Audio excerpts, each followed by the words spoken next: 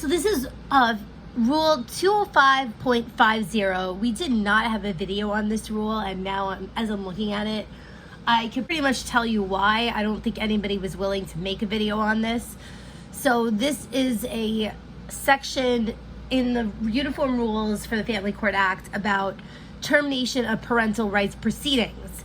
But instead of just calling it that, they call it Terms and Conditions of Order Suspending Judgment in accordance with Section 633 of the FCA or Section 384-b of the Social Services Law. So a couple things in this section. So in sub A, it talks about how an order of suspended judgment has to contain at least one term and condition.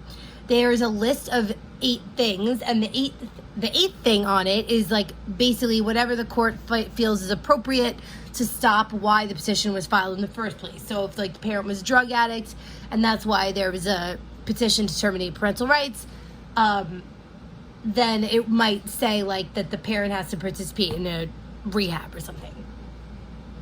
But what you got to take away from that is that it's got to have at least one term and condition. So then in sub B, there's a couple of things that you got to memorize here. So the order's got to set forth the duration, terms and conditions, or term and condition of the suspended judgment, and must contain a date certain for review of the respondent's compliance not less than 30 days in advance of the expiration of the suspended judgment.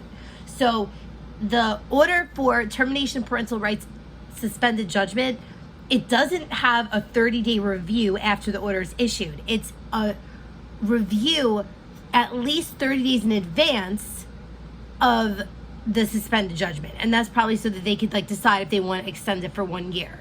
So the copy of the order has to be given to the respondent along with a current service plan, whatever the fuck that means. And it's got to have a written statement that the order might be revoked if they don't obey it, and that the child's guardianship and custody will be committed to an authorized agency. Okay, if the child's in foster care, it's got to include a provision for visitation with the respondent. It's also got to include if any of the persons to whom notice of an adoption would be required were given such notice, and who those persons were. So now in sub C, it says that not less than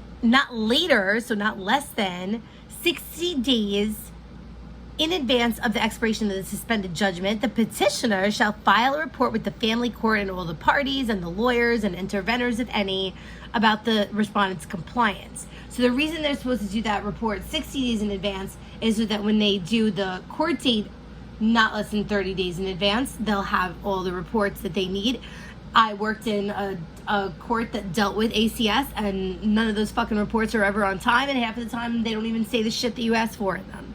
Sub D, if the respondent fails to comply with the terms, the court can do one of these things. Okay, so this is an order suspending judgment that we're talking about, and this is what can be done if they fail to comply with the term and condition, or the terms and conditions. A motion or order show cause seeking the revocation of the order may be filed. So they can either do a motion on notice or an order to show cause, which is not on notice, seeking revocation of the order.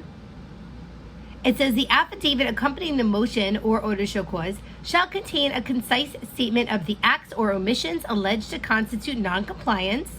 The motion shall be served on respondent by mail at the last known address or as directed by the court, and served on all lawyers, child's attorney, and interveners, if any. All right, so it actually says here that the motion or order to show cause shall be served upon the respondent by mail at their last known address. So if you make a regular motion to revoke the order, you can serve it by regular mail at their last known address. And then it says, or as directed by the court. So if you do an order to show cause, obviously the court is going to direct the method and timing of service. During the pendency of the motion or order to show cause, the period of the suspended judgment is told. So, and then 5 says, after there's a hearing or the respondent's admission, the court may modify, revise, or revoke the order of suspended judgment, or if it's not already been extended, it can extend it for another year. So, The court may at any time upon notice and opportunity to be heard modify or enlarge the conditions of a suspended judgment previously imposed. So it says at any time upon notice and opportunity to be heard to the parties. Okay? So it doesn't say that the parties can like make a motion or something. It says the court may at any time upon notice and opportunity to be heard to the parties, their lawyers, and the child's attorney revise the conditions, modify or enlarge, revise, modify, or enlarge.